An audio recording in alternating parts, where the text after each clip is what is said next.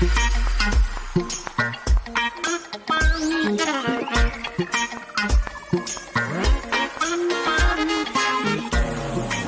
live from the Hoban Law Group here in Denver, Colorado, I'm your host, Eric Singular. We're sitting alongside President and founder of the Hoban Law Group, Bob Hoban. Bob, this is a very special episode. This is number 100. Yes, it is. Yes, it is. And there's been a lot of anticipation on the recording of this episode because there is a lot to reflect on. And in anticipation, I went back and I listened to our first episode, where this all started, in late February, early March of this year. And it was an interesting thing to listen to because it was right in the midst of the impact beginning to be felt on the personal level of coronavirus, which is, it's an interesting thing when something permeates your culture, whether it's a pandemic or, you know, we had folks come on here and equate this to 9/11, whatever it is, when something big happens, it never is really felt until it hits the individual and it starts to come down upon all levels. As a business owner and your business, as your personal life is affected, it left so much to be wondered. It left all these uncertainties in front of people. And that's why we decided to launch this podcast when we did.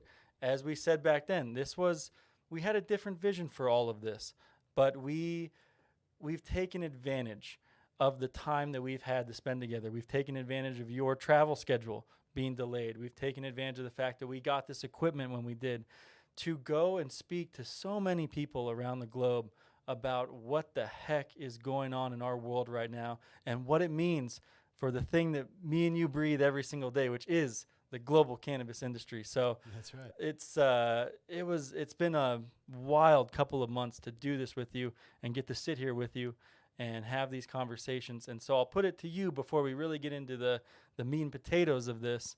But what do you think about it all? What do I think about it all? That's a big one.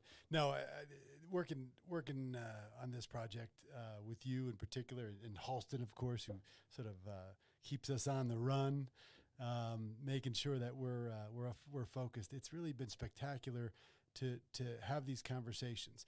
And you always have the grim reminder of what's going on in the world when you think about COVID and the pandemic and all of the social injustice issues that are going on and just the political rhetoric. Against that backdrop of things, we've always said stay positive and, you know, continue to be caring and to be respectful, but at the same time to sort of continue on and to continue discussions and talk about things. You ain't going to learn what you don't want to know, and that is something I think that we do very well, is we bring up topics that we want to learn more about. So that's one of my favorite parts about this whole project is how much I've learned. Working with you and our interactions with our guests have been just spectacular. Some of the finest people, not the least of which was our great friend, Dr. Bell Biggins. Of course, Dr. Carly Bell Biggins. And one of the things that we said very early on in all of this was that as much as you may want to hang it up and see what tomorrow brings, life goes on. And I think one of the interesting things that we've heard in all these conversations is that sentiment that people cannot simply be relegated to their homes and just stop, because this is a fast-moving industry, and these are fast-moving people. These are people who are proactive. They're always thinking about what the next thing is going to be. We talked to Philip Wolf earlier today and talk about a guy who is always on the cutting edge, and think about how many of our guests, they're just not the kind of people who are going to be thwarted by this global pandemic. They're going to sit there, whether it's an event organizer who's pivoting to what can I do to move my event to a virtual platform, or the cannabis investment folks, what's going to take off now that people are buying things online more than going into a physical store. Wherever it is, these people are problem solvers, all the folks that we've talked to. And and risk takers. They risk are. takers and problem solvers, but that is the common bond amongst everyone that we talk to. That's what's so special about this industry. It is not perfect by even a stretch of the imagination, but the type of people that enter into it with that energy, that enthusiasm, and to solve problems, to questions that nobody was even asking previously. Right. Right, absolutely. And I think one of the coolest aspects of what we did, especially early on, was getting to hear about people in different regions of the world and how the pandemic was affecting them. Because every country has reacted differently to this virus. The governments have come up with different policies. For example, we talked to some folks in South America who were doing things based off of gender. On these days of the week, men could go outside. On these days of the week, women could go outside. It's so different than the way that our government has reacted to this. And it's always been interesting, every conversation we've gone into, to just get that sense, that flavor of what is life like where you are right now. Yeah, no, that's been the life stories, the human story of going through this thing as a society and going through it as a group here in this room for every Wednesday for the last 4 or 5 months. It's been pretty remarkable. It's become a routine. It's become a ritual, using the words that we were talking about earlier. But the international focus is the thing that's near and dear to both of our hearts, because it's not a topic that people think about when you think about the so-called cannabis industry. If you're not familiar with it, you might look at it as being, the Snoop Dogg thing, or you might look at it as, in these very narrow constructs, when what we get to talk about is on a global scale, the fact that this plant can service and be serviced by so many different industries that if it's used to its maximum capacity, we're seeing it happen in real time. Nothing's perfect. Regulations aren't perfect. Market advances aren't perfect. Operators aren't perfect. And there's lots of mistakes being made. But at the same time, it's pioneering stuff. It's building a brand new global industry that is different than other industries out there because of the breadth of what this plant can do. Without love in the dream, it will never come true. Let's look at a few of those perspectives, a few of those folks that we talked to that I just want to highlight really quickly, because they stayed with me in the months and weeks since we've talked to these folks. They're just the message of what they're doing and where they choose to focus their energies and their minds during a time like this. Just fascinating to me. And one of them is, of course, Dr. Uma Dinabalan. She came in and she gave us this message of global health and how one prepares for the next pandemic, or at least checks in with their body and make sure that they are aware of who they are and what's going on with them and what are the considerations. And it was just a wonderful conversation. No, that was a special one. In fact, it was her birthday the other day, and I texted her and got into a little exchange with her. But she was a great guest, and it really, well, see, this is the thing about it. The breadth of what we've covered, from medical concepts to scientific concepts to technology to international to marijuana-related issues to global policy issues to hemp and CBD. I mean, the universe of things we've covered, you lose sight of how special sometimes some of these guests are.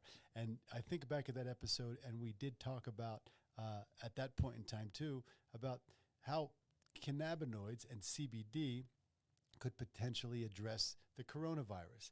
And since that discussion, what have we seen? We've seen studies, task force out there that seem to suggest that some, formulation of cannabinoids can assist with the symptoms or the impact of the coronavirus on the human body.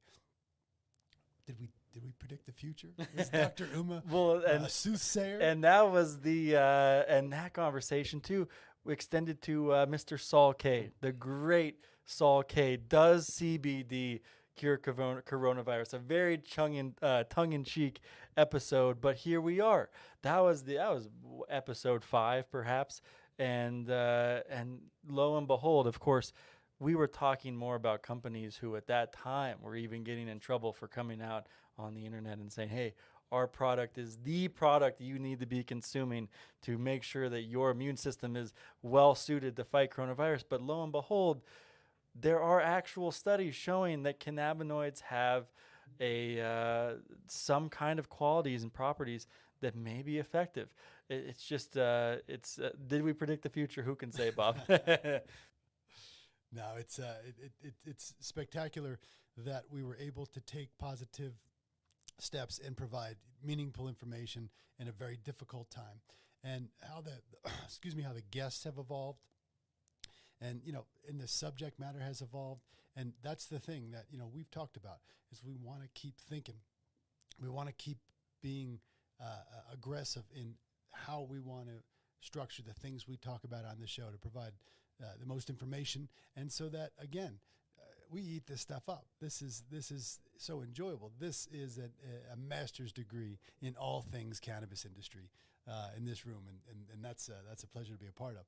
And Saul K is a great example of other folks who have taken extraordinary steps during this time to sort of not reinvent themselves. That's not what I mean to say, but modify how they do business, to take events and to put on virtual. Look at the innovation we've seen in this industry with using technology, and across the board, using technology during a time of crisis when you can't get together. And this is such an industry that's so dependent on those interpersonal social relationships. So you look at event producers like Morris Beagle, so forth and so on, that have had to adopt. We talked to Green Tech. We talked to all of these folks that are going through a very difficult time and making lemonade out of lemons. And that's ultimately, I think that the spin that we've tried to bring. And there's nothing wrong with that. This is it's a difficult time, but it doesn't mean that life cannot go on. And that is, that's the perspective I think we bring to the table. Well, and Bob, you've kind of struck the nerve of where I wanted this conversation to go originally, which is when we started all of this, the question was, what the heck is this going to mean for the global cannabis industry? And we attempted to bring on these perspectives, to bring up some questions, maybe bring up some answers for those. But now here we are, it's August. We've been in the midst of this for a number of months now.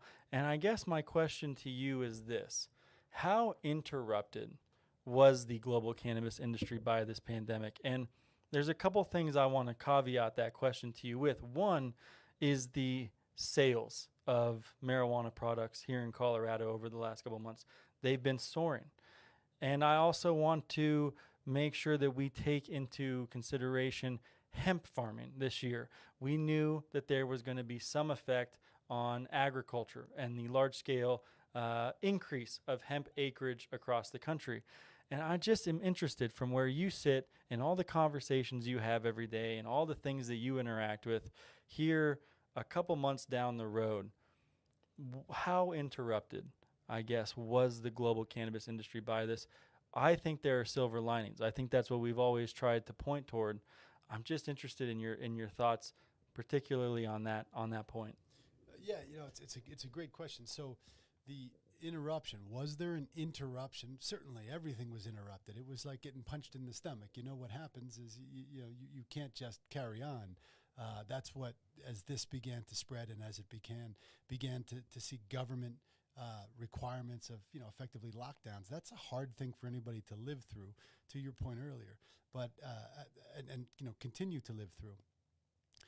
And the industry did take a pause. There was a moment, but it seems that it's continuing to build momentum. We have the essential designation, as you point out, essential business designation. This industry was built in a recession, and it continues to grow and thrive because people keep looking forward.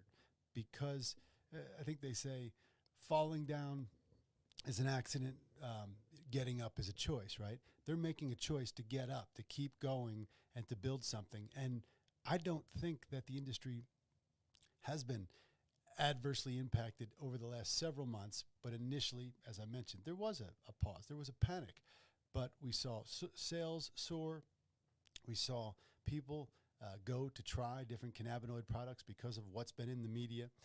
So it's an interesting thing that in the evolution of this world pandemic, the cannabis industry put its stamp out there. Remember the old wax stamps you'd put on a letter, and you put the wax on there. That's what they've done, and the most interesting thing about it, because it's going forward. And if the horse don't pull, you got to carry the load. Well, the horse was the coronavirus, and this industry keeps carrying the load forward. Resilience is the word that I keep coming back to. And I think that part of that resilience is fueled by just the passion. There are so many industries out there where they are held up by the power of people. The power of people going and working every day as a cog in the machine, another brick in the wall, as Pink Floyd famously said. And I think that part of the resilience of this industry and what we've seen in the past couple of months is a response to the fact that people believe so much in what they're doing. And, you know, you pair that against all of these giants failing, which I know is a topic that we've touched on before. These folks who are early movers in the cannabis space they've had a rough time. They've had a rough time for a number of years. We've talked about Canada. We talked about everything that went down up there from an economic point of view and from an investment point of view. But you cannot seem to repress or subjugate this industry. Where one person fails, another person will come and they will just thrive because there is so much passion, so much fire in people's souls and hearts around advancing this industry, advancing the plant, and continuing the progress that we're standing on the shoulders of giants. We really are, from the social movement. And as you've always said, when that movement becomes an industry, what it really becomes.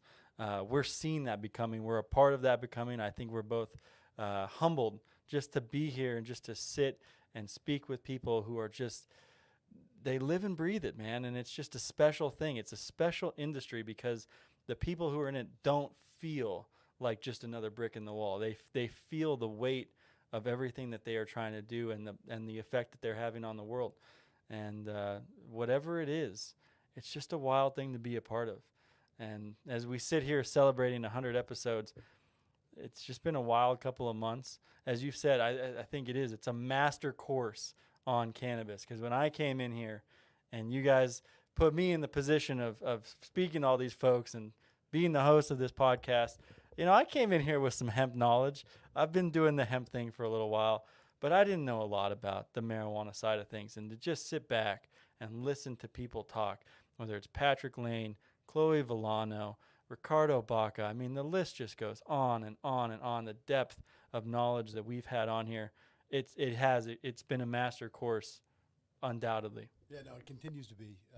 And don't forget Justin Benton from the great Justin the great Justin Benton from CT 101.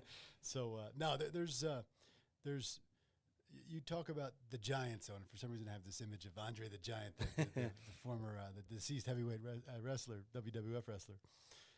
But you know, you look at MedMens of the world. You look at these companies, these Canadian companies, these large multi-state operators in the marijuana side of the industry and the hemp side of the industry, folks that went out and raised a lot of money and didn't necessarily succeed, and for a variety of reasons. Those are growing pains. Those are necessary things for the industry to learn, but it's also not uncommon that new emerging industries attract people that come in with a purpose to build something up perhaps faster than it can sustain itself. And that is natural in a new industry, an emerging industry, a new economic opportunity. So to look at those and say that there's something severely flawed with this industry is a mistake. Those companies were flawed in some form or fashion, but there's a lesson to be learned there, and it's the natural evolution of how something becomes an industry.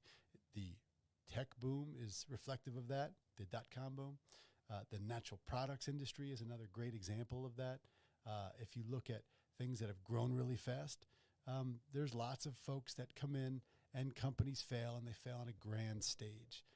But that doesn't mean that there's not positive things to come out of it, or that the system, the industry is broken. And this industry is certainly not broken. Bob, as we face down perhaps another 100 episodes here in the near future, what are you most excited about? We've heard so many perspectives and stories in the global cannabis space. What is the story that interests you the most? and what you really want to searchlight, casting for shadows in the clouds of delusion. Where do you want to point that spotlight so that we can continue to clear up those clouds out there, my friend? Well, the things I look at is, again, our focus is the global cannabis industry. So I look at the fact that we're actually starting to see real international commerce from the supply chain in the Western Hemisphere moving east in both the cannabis, the marijuana side of the industry, and the hemp side of the industry. That's actually happening now. There's been licensure, there's been public policy changes, there's been investment all over the world.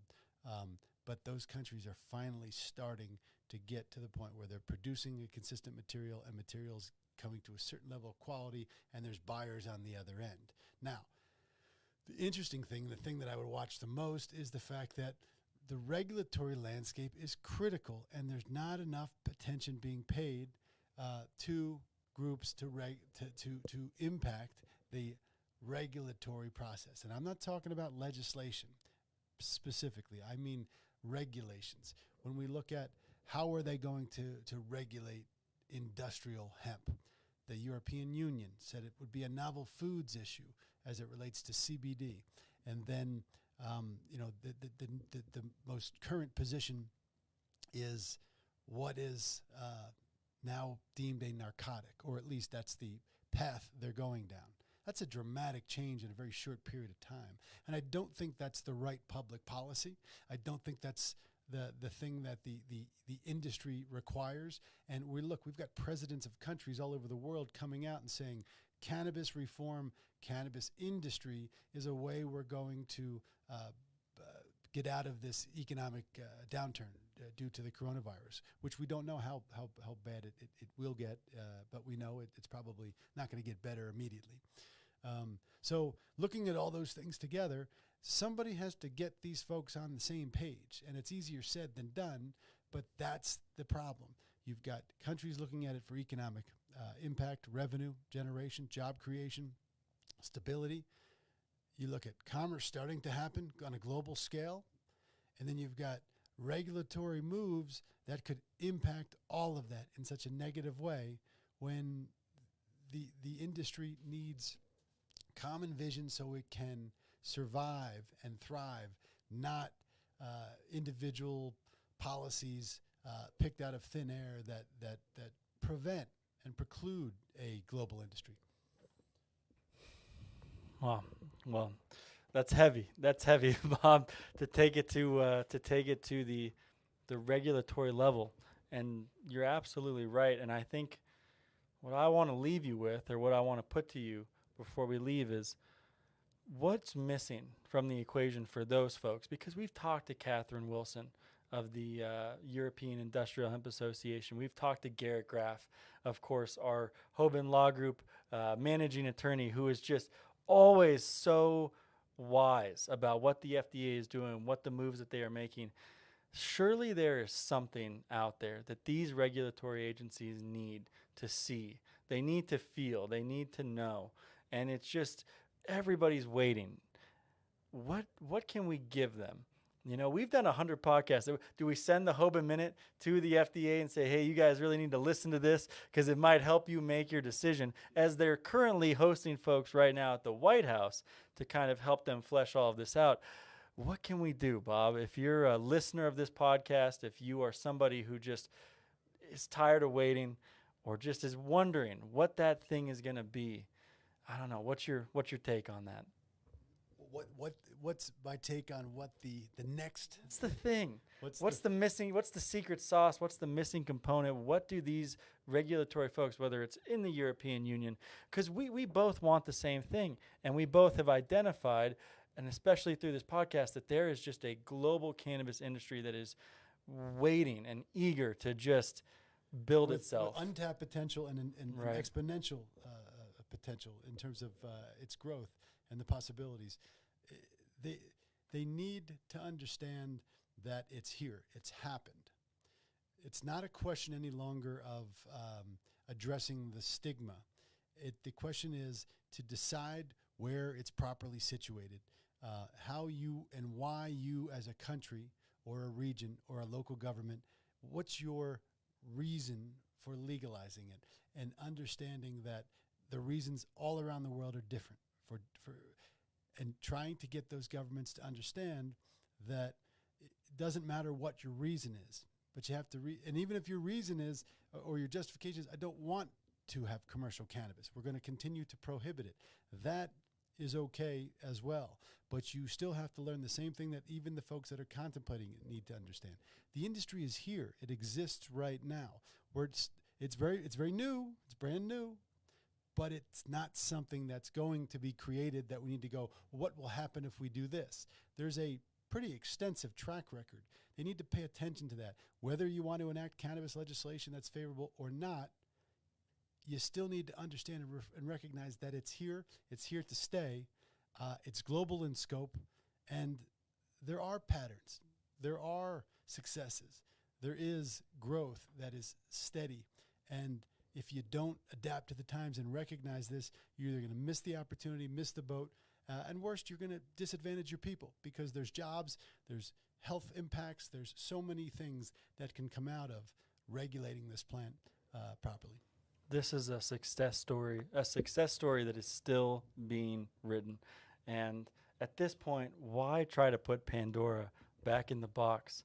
We've seen the value of all of this. We've seen here in the social experiment here in Colorado of legal marijuana and industrial hemp, a positive story, a story, again, that's still being written. And you can be a part of it, and we're all a part of it. And we want to hear from you on the Hoban Minute, because we are going forward.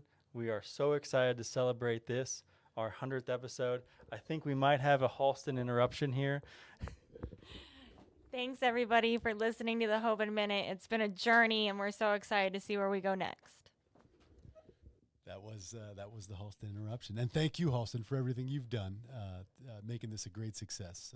It's been a pleasure. And like I said, these Wednesdays for the last I don't think anybody's spent as good of a time over the last 5 or 6 months. So I'm proud of the work we've done. We should all be proud. And at the end of the day, let's keep on trucking, man.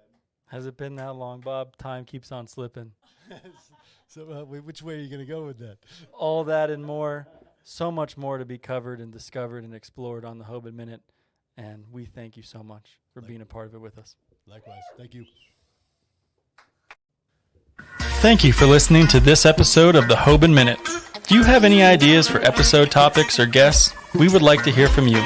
Reach out to us at media@hoban.law and stay tuned for more on the Hoban Minute.